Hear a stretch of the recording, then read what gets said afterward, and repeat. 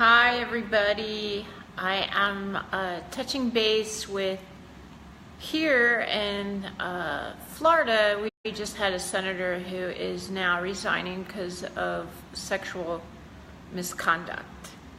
And I am really excited about what is happening on the forefront of women reclaiming their femininity, asserting their rights, and using their voice, and the Me Too.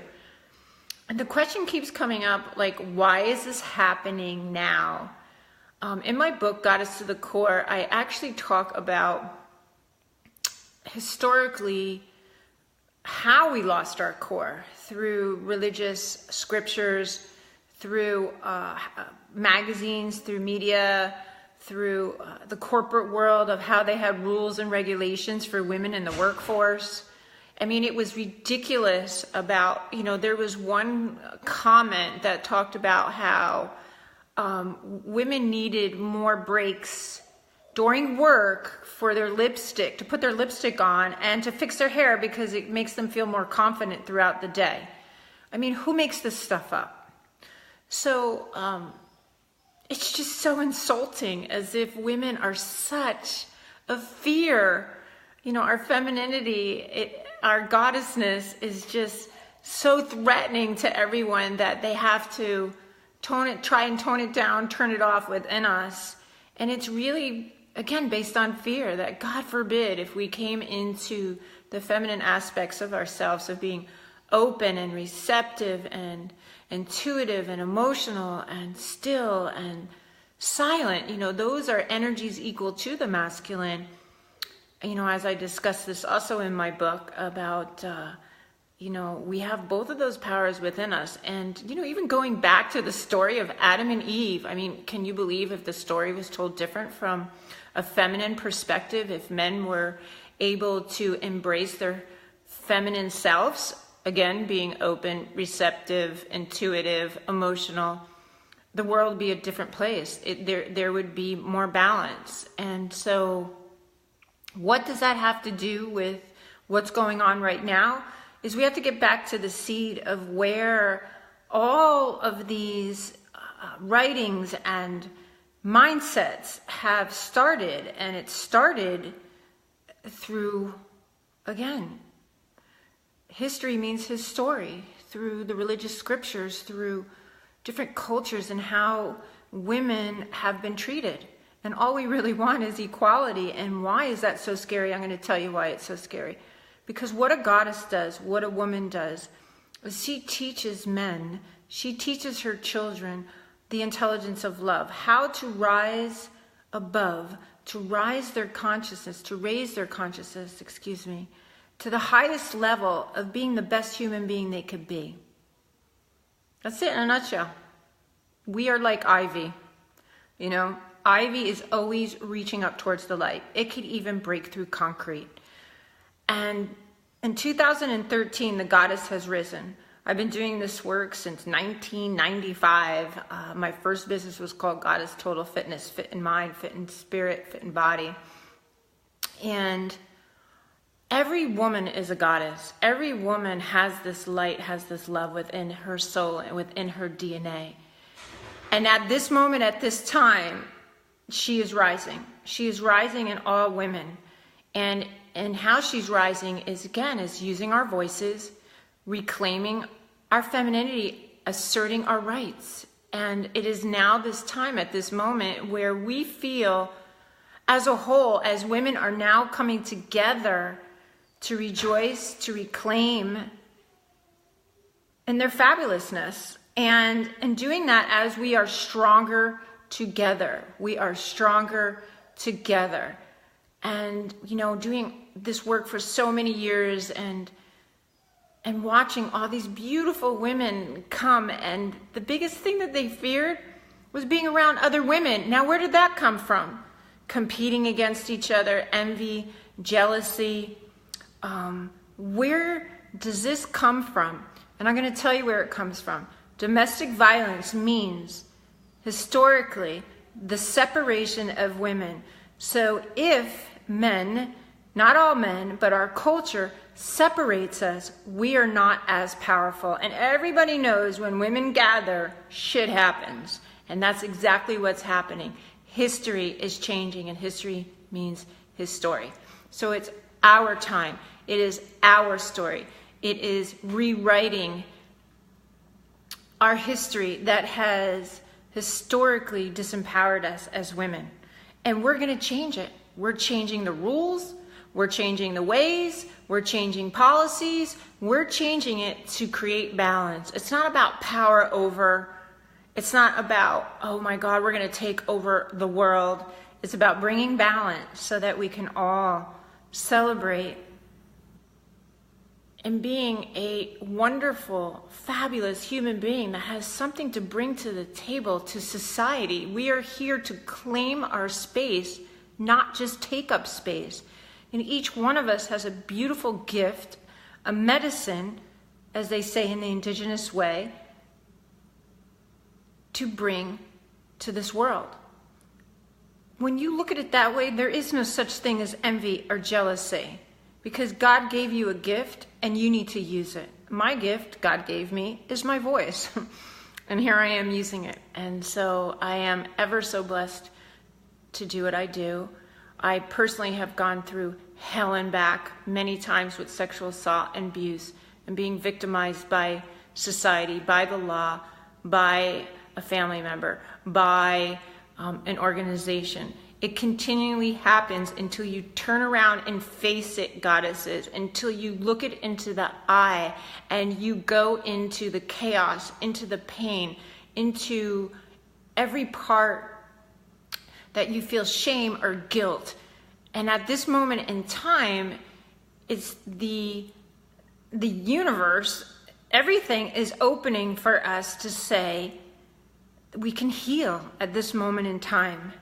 And that's what's so exciting. So if you feel that you're holding back, you feel that there's any shame, you feel that there's any guilt, no. That's what kept you from moving forward. That's what's kept you from keeping the secret, because no one in the past was able to deal with it, or you aren't able to speak your own truth because you didn't feel supported. But now we're feeling supported as women. Now, as we're coming together, historically, we are creating change. And remember again, domestic violence means the separation of women. Domestic violence means the separation of women, to isolate us. Because if they isolate, you can divide, and conquer. And it's no more. So Me Too, that's what it's all about. We are stronger together. And the more that we look at other women as competition, or the more that we have envy or jealousy, you are actually harming yourself. And that's how we claim back our power. It's not allowing what we've been conditioned to do to disempower us historically to no longer play in that sandbox, to no longer listen to what society has told us that we're supposed to be. Pretty, still, silent, quiet, all of these things. God forbid if you were to speak. And historically, when a woman did speak, come into her full power, she was harmed or hurt, or someone she loved was harmed or hurt. She was threatened, which then, of course, threatens her babies, which then, of course, threatens what she loves. And you will protect always what you love.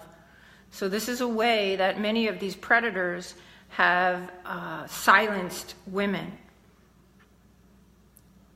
Threaten their jobs, threaten family members, threaten them that they're going to ruin their reputation, whatever it was, this abuse of power. And the other thing about abuse of power is, why do we as a society think someone who has power is worth more than us? That someone who has power is worth more than us. Now, a lot of these leaders are very narcissistic. Narcissistic behavior means, they're going to set themselves up like Matt Lauer and all these other, Harvey Weinstein, how could he ever do that? He gives millions of dollars away to all these charities. You know, he makes himself look good on the outside. He positions himself that, God forbid, nobody would ever believe that what he's doing, like Bill Cosby, because he's such a wonderful man in society. But this is all premeditated. It's all done in a way that he's setting himself up so that he can continue the abuse, because he knows that he created this facade to protect himself. But what a narcissistic doesn't realize is that he thinks that everybody else is stupider than him. And that's how they fail. They make a mistake. And that's what's going on right now. They never think they're going to get caught because they think they're smarter than anyone else. And the other thing is that this behavior, especially about male behavior and not all men, is I'll beg for forgiveness later. I'll do the action because I want quick gratification now, and then I'll beg for forgiveness later.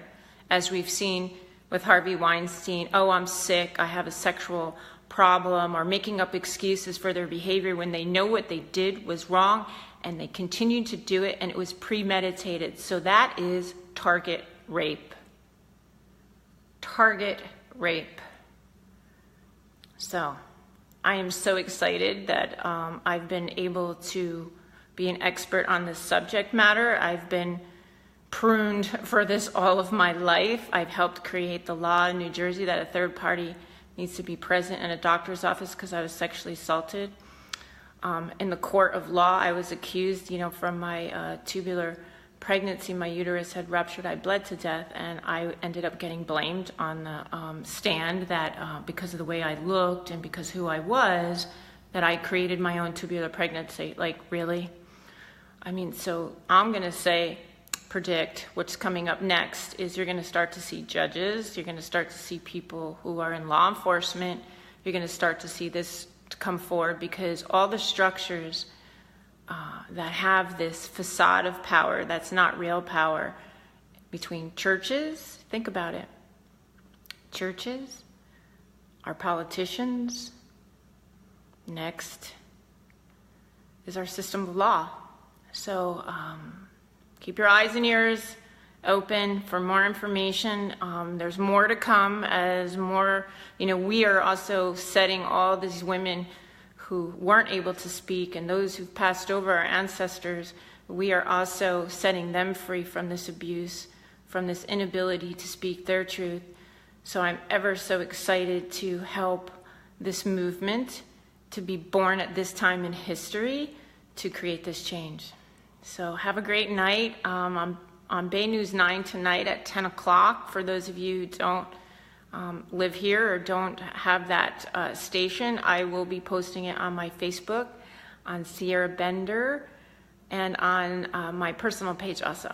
So have a great night, and if anyone has any comments or you want to email me at sierrabenderinfo@gmail.com, I'm open for any comments, any support, and have a great night. Thanks again. Bye-bye. Yeah.